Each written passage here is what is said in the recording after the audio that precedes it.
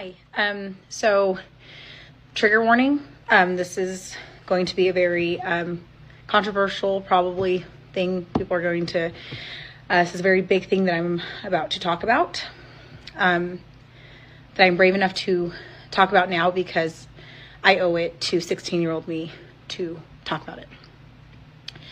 In 2007, the basketball team and one came down to our school when I was a young woman, and they did a performance of whatever basketball type. I don't even care. Okay, long story short.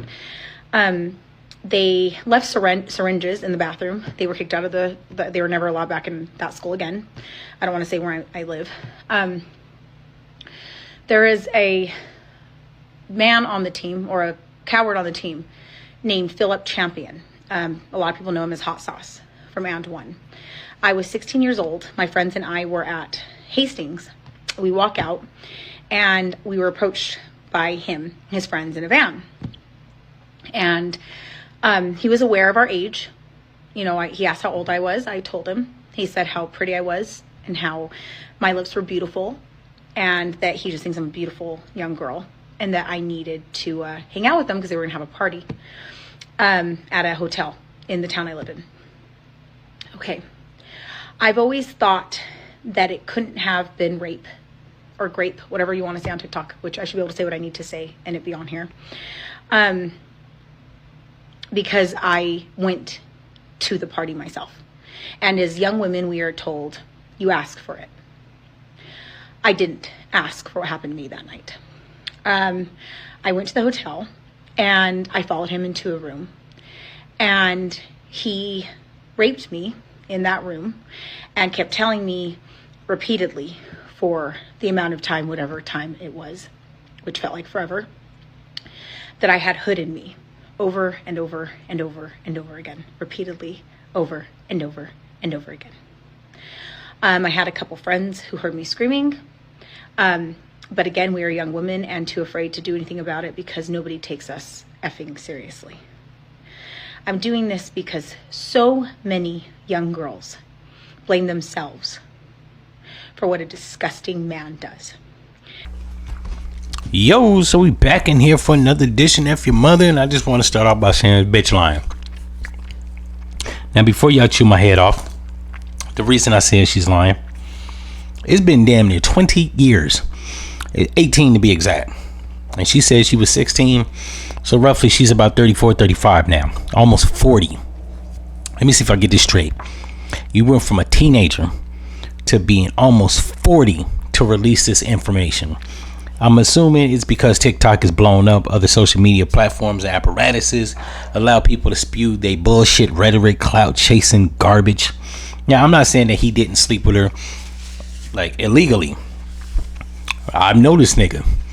Me and my man's Ice used to shoot ball with this nigga at the AUC campus out here in Atlanta, right? Clark Atlanta campus. We used to shoot ball. This was before he was Hot Sauce, or around the time he became Hot Sauce, right? He was doing all that trickery shit back in the day. He washed us, but we held it down. Now, he was a cool nigga. I was 16, 2001, so he had, or 2000, so he had to be roughly a year or two older than me. He was like 17, 18, some shit like that. Now, I don't know why he was on Clark Atlanta campus, because he ended up being on the N1 team, and nigga had a commercial. He was doing big things. Around 2007, he had, if I'm not mistaken, he had a Mountain Dew commercial.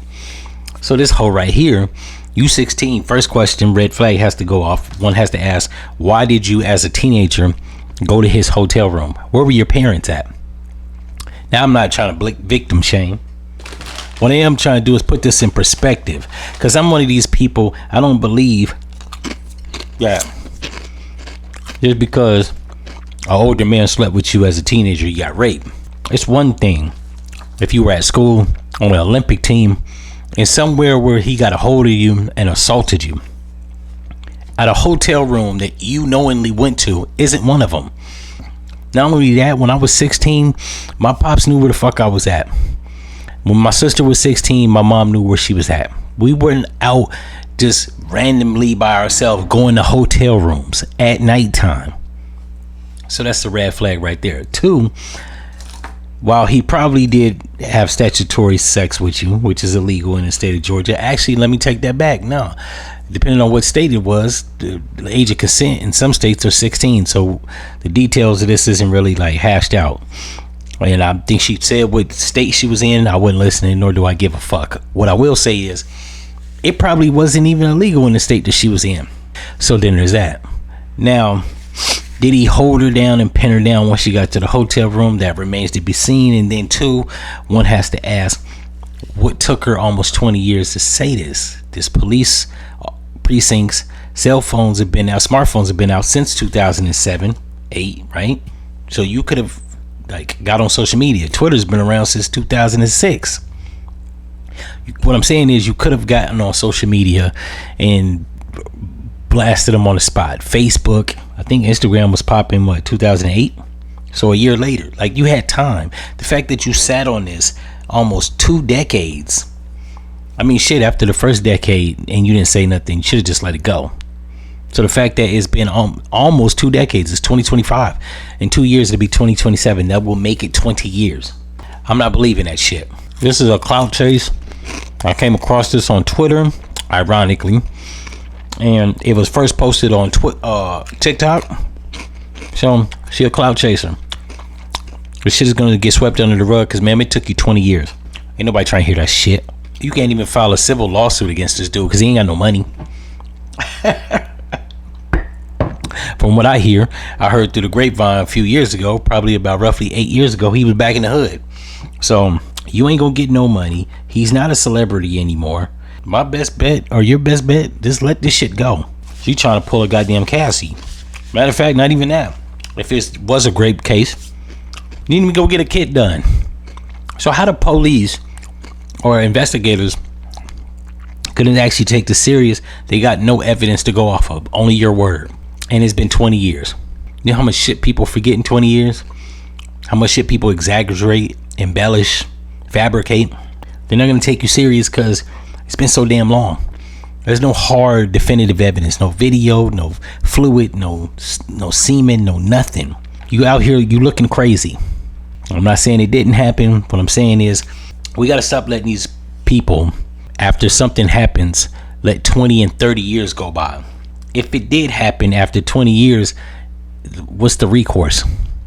You want to lock this man up for the rest of his life? Nah. That doesn't even seem fitting. 2, there's reasonable doubt. The fact that you didn't go and alert the authorities, go and get a rape kit, didn't tell anybody, there's reasonable doubt that you could be making this shit up. Who knows? She could have had a relationship with this dude like for 5 or 6 years. Shit doesn't work out. Lord forbid he had a child buyer. He ain't been paying child support. 5 years go by, don't work out. Now she's bitter. What I will say, there's no way to confirm this. So the fact that we can't confirm it, law enforcement isn't going to be able to confirm it without physical evidence. It's over, man. C'est la vie. In any event, if y'all like this episode, you know what to do, and I'm out.